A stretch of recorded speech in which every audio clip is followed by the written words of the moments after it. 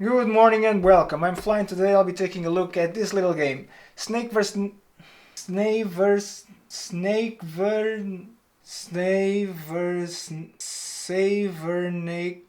Savernake Forest.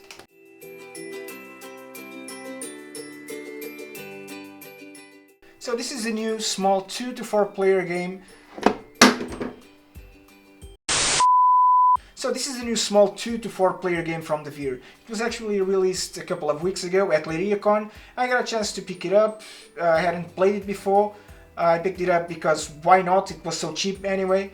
So this is a competitive game. In this game you're helping animals getting ready for the winter. So you have a few animals and you'll be exploring a forest and picking up food along the way as you go. And some animals like some types of food better than others.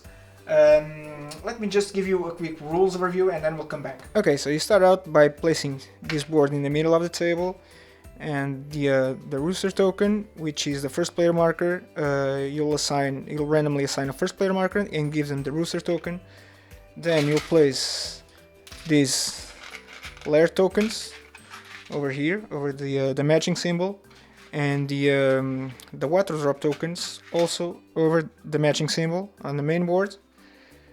Then there's two types of cards. You'll sort them out by their backs, and then you'll give it a shuffle on each deck individually, and place the greenish yellow on the left sides, and the red one on the right side.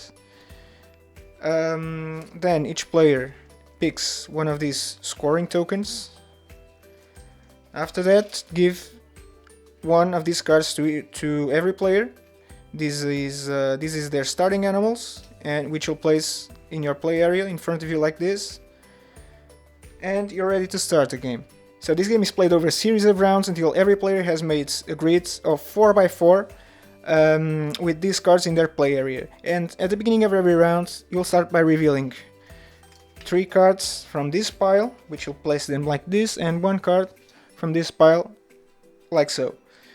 And then, starting with the player with the rooster token, which is the first player marker, and going clockwise, each player will pick one of these cards. So let's take a look at the cards really quick. Okay, so this is the main animal, the fox.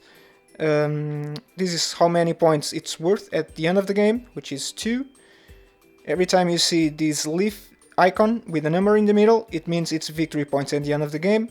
This is the storage capacity, which it can pick up to 3 food. This is the different types of food in the corners, and this is the number on the beside it. It's how many victory points each food it is worth. So the fox, it really likes eggs, and it also likes worms. It doesn't like either this food or this food. So, and there's a lot of animals with different attributes. So the hedgehog, for example, it doesn't have any storage capacity, it's worth 3 points, and it looks like it likes a little bit of every food, but it doesn't have any capacity by itself.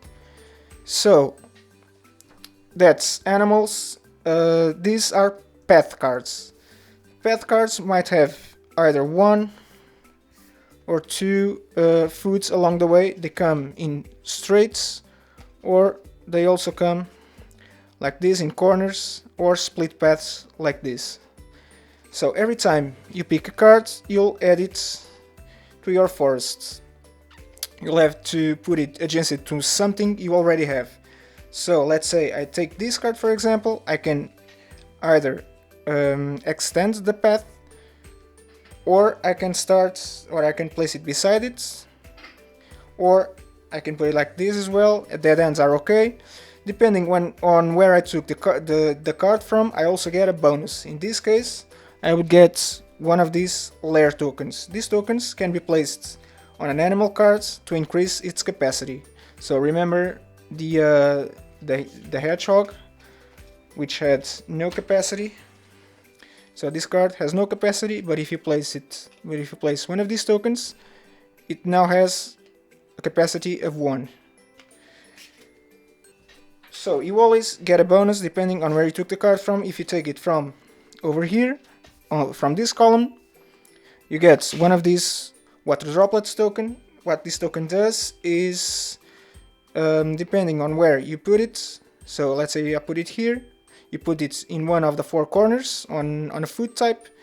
From now on, this type of food is worth an extra victory point. So the eggs usually are worth 0. If I place it here, it's now worth 1 point.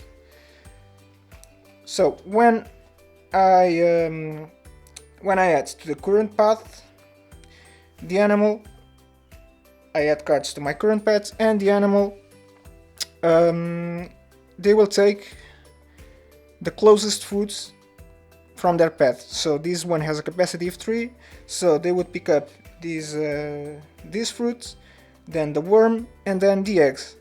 Because it only has a capacity of 3, you only get the 3 closest foods to him. So only these 3 types of foods would score at the end of the game. It doesn't matter how big the path is, how long it goes on, because it won't pick anything else, because it only has 3 capacity.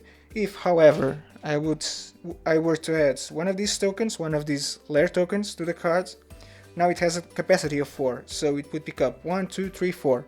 It would pick up all of these food types. So on your turn, essentially you're just picking one of these cards and add it to your forest. You can extend the path, or you can do whatever, as long as it's adjacent to something you already have. And depending on where you took the card from, you also get a bonus. If you took from the first column, you get the first player marker, which you get to be first player on the next round. If you take from the second column, you get this water droplet, which enhances the victory points given by a certain type of food. If you take from the third column, you get one of these lair tokens, which enhances the storage capacity of an animal. And if you take from the last column, you get an animal. You get a new animal. You start with 1, and you will eventually want to get more animals, because it's more points. You want to score points, which is the goal of the game. So the game goes on and on until every player has made a 4x4 grid in their play area. At the end of the game, it should look something like this, and then you'll flip over this main board to the other side, which reveals the scoring board, and then you'll score each animal individually by their own points, and the foods it collected.